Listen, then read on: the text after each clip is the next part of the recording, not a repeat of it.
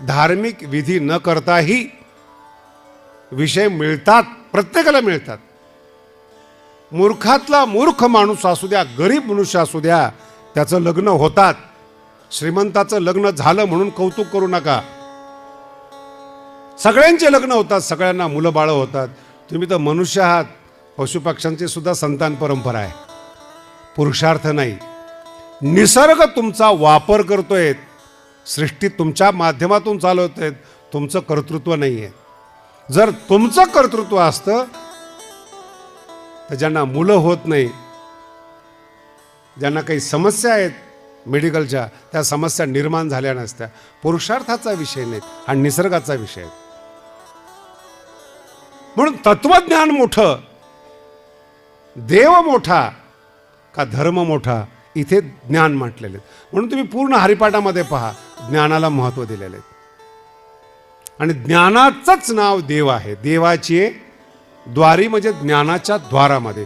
दिव प्रकाशने धातू आहेत. प्रकाश, त्याचा उल्लेख मी 2-3 दिवसात थोडा थोडा केला होता. जिथे स्वच्छ प्रकाश आहेत त्या दिशेने वाट चाला. ज्याचे अर्थ तुम्हाला स्पष्ट समजतात त्याचं तुम्ही चिंतन ऐका. ज्याचं कळत नाही, काहीतरी वेडवाकडं बोलतो, नादी नका लागू. विचार पर व्हा, विचार करायला शिका. म्हणून ज्ञानोबाराय तुकोबारायांनी पहिल्यांदा जर सांगितलं असेल ना, विचार करण्याची पद्धत आली पाहिजे, तर्कबद्ध विचार केला पाहिजेत. ज्ञानेश्वरी तर्कबद्ध विचार आहेत, सार आहेत, तत्व आहेत. हरिपाठातलं एकही वाक्य कुठलाही वैज्ञानिक विचार करणारा पकडू शकत नाही, इतकं तर्काच्या बाहेर गेलेलं ज्ञान आहे, अभंग आहेत. कळत नाही हा भाग वेगळा. म्हणून जेव्हा हरिपाठाला आपण हात लावतो, आपले विचार बाजूला ठेवा. आपल्या मतानं अर्थ काढू नका. श्री गुरुकडे जाताय, ज्ञानियांच्या घरी जाताय, प्रकाशासाठी जा, देवासाठी जा, ज्ञानासाठी जा. प्रकाश शब्दाचा अर्थ आहे कळणं. प्रकाश शब्दाचा अर्थ आहे दिव्यत्वाचा अनुभव. उभे रहा, तत्पर रहा. कधी भगवंताची कृपा होईल सांगता येत नाही काही. आणि परमार्थातली एक महत्त्वाची गोष्ट सांगतो. वारकरी संप्रदायातलं महावाक्य येते, आपुली आपण करा सोडवन. महावाक्य परमार्थ इतरासाठी नाहीच, फक्त व्यक्तिगत आहेत. हरिपाठ चिंतन सुरू करत असताना ह्या 2 गोष्टीचा उल्लेख केला. सामाजिक जीवन वेगळं आहे तुमचं. सामाजिक जीवन सामाजिक नियमाप्रमाणे चालणार. आध्यात्मिक जीवन आतला प्रवास संतांच्या म्हणण्याप्रमाणे चालणार. ठरवा तुम्ही. आणि ज्याला आतला प्रवास करायचा आहे त्याला स्वतःचे इंद्रिय ताब्यात ठेवायचे, मन ताब्यात ठेवायचे, संतांचं ऐकावं लागेल. पर्याय नाही. एखादा जर म्हटलं ना की नाही ऐकायचंय, काही उपयोग होत नाही त्याचा. किती तर्क असू द्या, आणि तर्क परमार्थात चालत नाही. फार महत्वाचा शब्द आहे तर्क. अनुभव, गुरु अनुभव देतात. इंद्रियाला नियंत्रण केल्यावर काय होतं असा प्रश्न विचारून चालत नाही. ज्याने नियंत्रण केलंय ना त्याचं जीवन पहा. मन नियंत्रित केलं तर काय होतं, प्रश्न वायफट येते. होतच नाही तुमच्याकडून तर काय. बुद्धी जर विचार पहा, जेवढे माणसं बसलेत ना, हे जे आपले हॉलमध्ये आपले प्रवचन चालू आहेत, सगळ्याची सीट सारखे आहेत. कोणाचं माप घेऊन सीट तयार केलेले नाहीत, पण सगळे या सीटवर बसतात. म्हणजे माप आहे ते. इतका माणूस मोठा असू शकतो, माप आहे ते. नाही कळालं? माणसाचं माप आहे. साधू संतांनी तुमचं माप घेतलेलं, तुम्ही कुठपर्यंत उड्या माराल. मग सगळीच माणसं एका खुर्चीवर बसतात. एकाला भारतरत्न दिलं जातं, एकाला पद्मश्री दिली जाते. काय कारण आहे त्याचं? सगळीच माणसं स्वतःच्या हाताने 3.5 हाताचे आहेत. का पुरस्कार देतात, का मान देतात, का एकमेकाच्या पाया पडतात? बुद्धी विशेष आहे.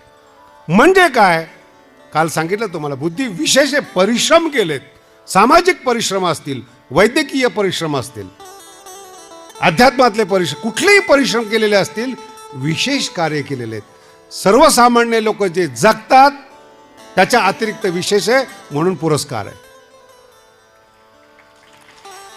अर्थ लक्षात ठेवा. म्हणून पुरस्कार. पुरस्काराचा आग्रह करू नका बरं का, मिळालाच पाहिजे. मोठी माणसं मोठीच आहेत. आता आम्ही म्हणायचं का ज्ञानोबारायला भारतरत्न द्या म्हणून? बोला ना. पण ते भारतरत्न आहेत का विश्वरत्न आहेत? पण विश्वरत्न हा पुरस्कारच नाही, म्हणून न मागणी केलेली चांगली. का? ज्ञान युनिव्हर्सल आहे. जर तर्क असेल, जिथे धूर आहे तिथे अग्नी आहेत, हे अमेरिकेला पण मान्य करावं लागतं, याला ज्ञान म्हणतात. हे इंग्लंडलाही मान्य करावं लागतं, सगळ्या धर्मातल्या लोकांना मान्य करावं लागतं. जिथे धूर आहे तिथे याला ज्ञान म्हणतात.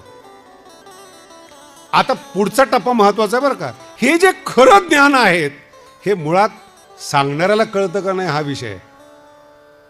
तर सांगणारा तुमच्यातलाच एखादा आहे, सांगणारा तुमच्यातलाच, हे नाही कळत. बऱ्याचशा साधू संतांना शब्दच कळत नाही.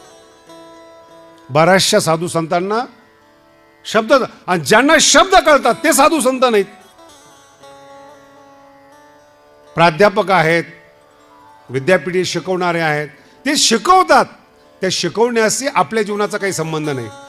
कोठे काही, एक आहे एक नाही. शब्द कळाले पाहिजेत.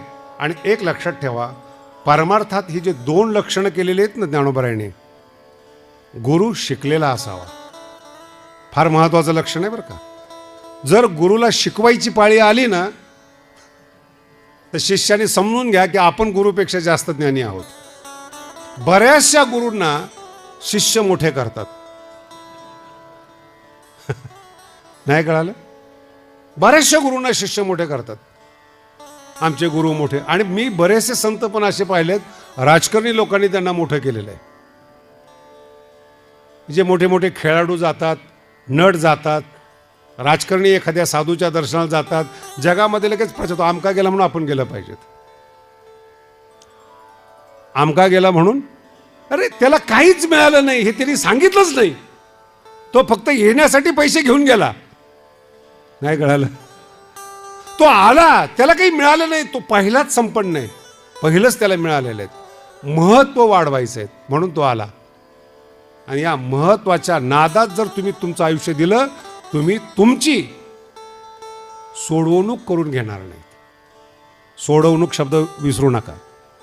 ज्ञानोबराय म्हणतात, तुम्ही जेवढे जगातली माणसं आहेत, आपलं कल्याण स्वतः करावं. आपुली आपण. हरिपाठाच्या भूमिकेमध्ये हा थोडासा मुद्दा मांडला होता. अनात्मनस्तु शत्रुत्वे वर्ते तात्मेव शत्रुवत. दारू पिणारा मनुष्य आहे, स्वतःच्या पैशाने पित असेल, लिव्हर दुसऱ्याचं खराब नाही होत. आपल्या हाताने आपलं लिव्हर जे भगवंताने दिलं होतं, निसर्गाने दिलं होतं, ते आपण खराब केलं. सिगरेट पिणारी माणसं असतील, व्यसनी माणसं असतील, कामी माणसं असतील, आपलं तेज आपण व्यस्त केलं. मोकळे झालात तुम्ही, रोगी झालात. आत्मैव शत्रुवत वर्ते. स्वतः बरोबर, स्वतःच्या शरीराबरोबर शत्रूचा व्यवहार केला. याच्यातून जर सुटका पाहिजे असेल, आपुली आपण करा. कोणताही देव, कोणताही गुरु तुम्हाला तुमच्या मान्यतेतून सोडवत नाही जोपर्यंत तुम्ही समर्पण करत नाही. विचार घेऊन देवाकडे जाऊ नका, मान्यता घेऊन गुरुकडे जाऊ नका. गुरु सांगणारच नाहीत. मी थोडंसं तरी त्या मुलाला डायरेक्शन द्यायचा प्रयत्न केला. माझे जे गुरु आहेत त्यांना 4 सुवर्णपदक मिळालेत काशीमध्ये, स्वामी काशीकानंदजी महाराज. त्यांच्याकडे शिकत असताना काशीचा एक पंडित शिकण्यासाठी आला. बघा गुरु कशा असतात, अनुभव सांगतोय मी तुम्हाला. विद्वान आहे, शिकलेला आहे, थोडी अडचण होती त्याला. व्यवहार शिकण्याचा प्रयत्न करा, थोडी अडचण होती त्याला. विचारायला आला. शास्त्रामध्ये दिलेलं आहे, तुमच्याकडचा पैसा कोणालाही देता का तुम्ही? बोला ना. तुमच्याकडे जो धन आहे देता का तुम्ही? पैसा तर लांब राहिलं. आपल्या शेजारच्या लोकांना, जवळच्या लोकांना कुठं नोकरीची संधी ते सुद्धा सांगत नाही तुम्ही. घरात जेवण काय जेवलात तुम्ही ते सांगत नाहीत. त्या संकोचित वृत्ती म्हणतात. बाकीचा तर विषय वेगळा आहे. मग जर तुम्ही एवढ्या लेवलला आहात, तुमचा पैसा तुम्हाला देत नाही, धन श्रीगुरूचं धन आहे. ज्ञान जे आहे ते श्रीगुरूचं. त्यांनी कुणालाही वाटत फिरायचं का? नाही तुम्ही ज्ञानी आहात आहेत, मग कोणालाही ज्ञान वाटायचं का? अधिकार नसताना.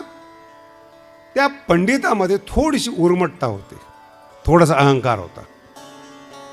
आम्ही आपलं पाठाची वेळ झालेली म्हणून बसलेलो होतो. ते बोलले, सगळं ऐकून घेतलं स्वामीजीने त्याचं आणि उत्तर दिलं नाही.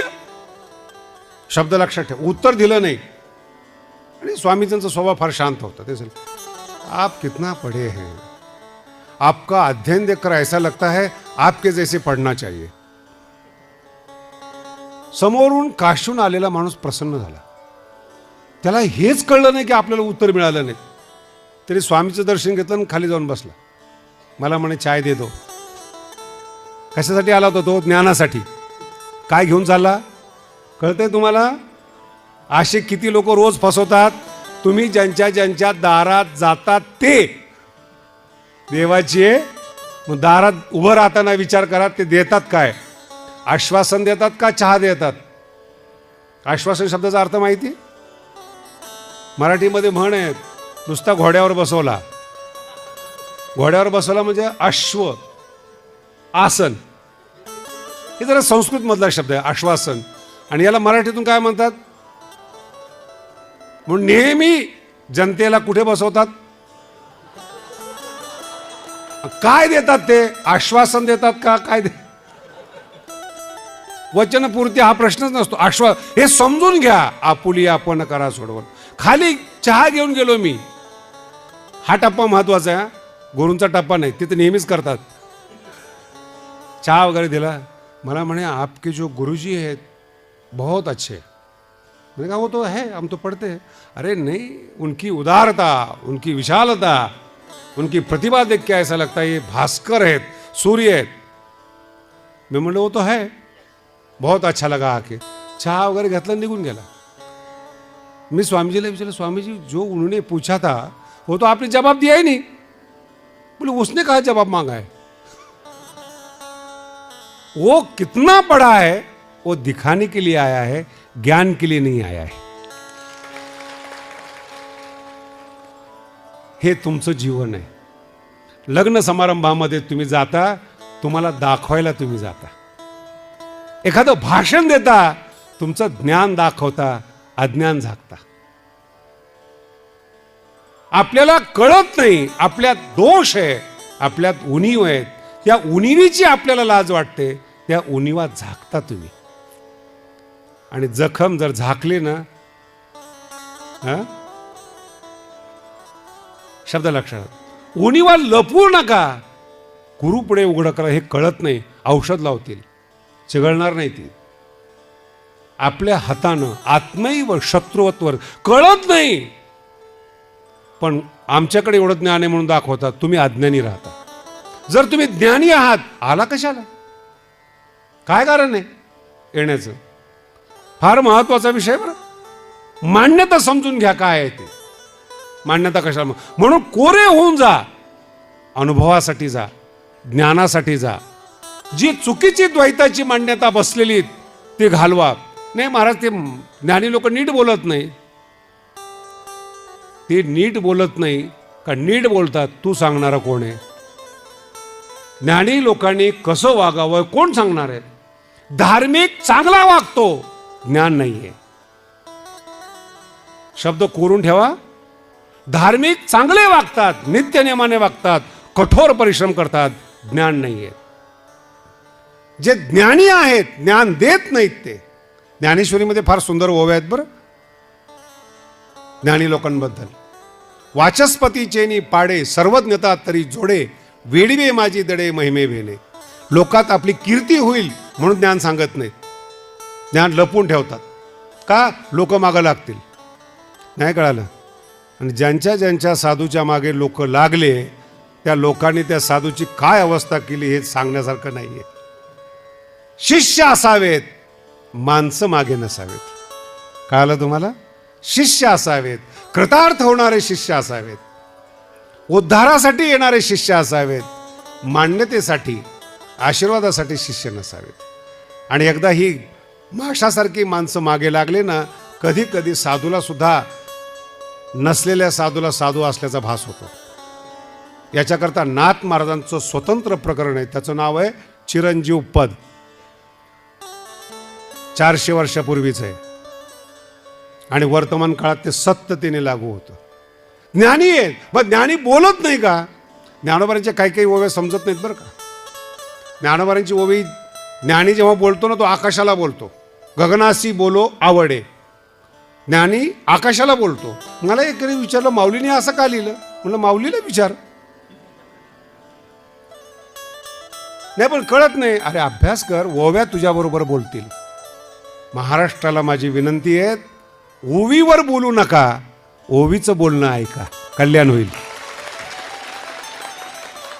ओवीचं बोलणं ऐका, कल्याण होईल जीवनामध्ये. काय बोलतात ओव्या? गगनाशी बोलो आवड, याचं कारण आहे गगन त्रास देत नाही, गगन मागे लागत नाही. बोलण्याची इच्छा आहे ना, जीवा परीस. ज्ञानोबांनी सांगितलेले आहेत, झाडं आवडतात साधू संतांना, झाडाला पाणी घालतात. माणसाप्रमाणे झाड उलटत नाही. माणसं पाणी घाला, मदत करा, उलटल्याशिवाय राहत नाही. मग माणसाला मदत केलेली चांगली का झाडाला पाणी घातलेलं चांगलं? एवढं कळलं, खूप झालं बरं. तक्रार करू नका. माणसाचा स्वभाव आहे उलटणं, मदत विसरतो. अहो आमच्या शास्त्रकारांनी फार वेगळा विनोद केलेला आहे. तुकोबारायांचा अभंग आहे, समर्थासी नाही उपकार स्मरण. तुकोबाराय म्हणतात, देवा विठ्ठला पंढरपूरला कोणी येत नव्हतं रे, आम्ही साधू संतांनी ठरवलं आणि गावोगावी जाऊन सांगितलं की विठ्ठल चांगला आहे. विठ्ठल ही प्रचार सभा तुकोबाराय म्हणतात आम्ही घेतल्या आणि माणसं तुझ्याकडे पाठवले. आता माणसं तुझ्याकडे येतात, तू आमच्याकडे दुर्लक्ष करतो. भगवंत म्हणतात जर उपकार केले तर बोलून दाखवू नये. तुम्हालाही असं वाटतं ना, उपकार केले तर बोलून, असं तुकोबारायांनी उत्तर दिलेले आहे. श्रीमंत माणसाला बोलून दाखवल्याशिवाय उपकाराचं स्मरण राहत नाही. समर्थासी नाही उपकार स्मरण, दिल्या आठवण वाचून या. अभंग कळणं पण अवघड आहे बरं का. छोटे छोटे लोक असताना आपण मदत केलेली असते, मोठे झाले की ते विसरतात. हे लिहून ठेवलेले आहेत. अहो ही पैसा अशी वस्तू आहे ना, कायमस्वरूपी माझा शब्द लक्षात ठेवा, पैसा अशी वस्तू आहे, लक्ष्मीचा हात लागला ना विष्णूला झोप येते. कळतंय तुम्हाला? लक्ष्मीचा पायाला स्पर्श झाला की विष्णूला. मग श्रीमंतालाचे डोळे जर बंद असले, काय दोष आहे बिचाऱ्यांचा? जर विष्णू झोपतो, झोपतो शब्द वापरतोय, झोपतात नाही, जगाकडे दुर्लक्ष होतं लक्ष्मीने स्पर्श केल्याबरोबर. माणसं ते किरकोळ आहेत, थोडा स्पर्श होऊ द्या, थोडा विसरून जातात आपली अवकात पूर्वी काय होती. लक्ष्मी आल्याने तुमच्या बुद्धीत बदल झालेला नाही, तुम्ही तेच आहात. वाढले काय? बोला ना. वाढलं, पैसा वाढला ना, बुद्धी थोडीच वाढली. नाही तर माझ्या जागी श्रीमंतांनी प्रवचने केले असते, तुम्ही ऐकले असते का? बोला ना. ज्ञान येतच नाही, गुरुशिवाय ज्ञान नाही, कष्टाशिवाय ज्ञान नाही, शास्त्राशिवाय ज्ञान नाही. काल एक शब्द सांगितला होता, कोणाचं ऐकायचं, कोणत्या माणसाचे शब्द प्रमाण मानायचे. काल सांगितलं होतं, पुन्हा आठवण करून देतो. वेदशास्त्र, श्रुतीचे वचन, प्रमाण. कोण प्रमाण? वेदाला मांडणारी शास्त्र, त्यांचे शब्द, आणि श्रुतीचे वचन हे आपल्यासाठी काय आहेत? प्रमाण आहेत. याचा अर्थ लक्षात ठेवा बरं का, न्यायशास्त्रात उलटा अर्थ होतो. हेच प्रमाण आहेत, याच्या अतिरिक्त कोणाचंही बोलणं ऐकू नका. ऐकाल तर फसाल. वेदशास्त्र आणि श्रुतीचे वचन हे प्रमाण आहेत. ऐकायचंय बोलणं तुम्हाला, शास्त्राचं बोलणं ऐका, श्रुतीचं बोलणं ऐका, इतरांचं बोलणं ऐकू नका, कल्याणकारी नाहीये. ती त्यांच्या पद्धतीने अर्थ सांगतात, त्यांना लोक पाहिजे असतात, समूह पाहिजे असतात. पण वर्तमान काळामध्ये ज्यांना आपण धार्मिक म्हणून पाहतो ते निश्चित धार्मिक आहेत. हरिपाठाचा विषय ज्ञानी होण्याचा आहे. हरिपाठाचा विषय एकदम अंतिम शब्द सांगतो, तुम्हाला कळेल. अंतिम शब्द हरिपाठाचा, ज्ञानदेवा प्रमाण निवृत्ती देवी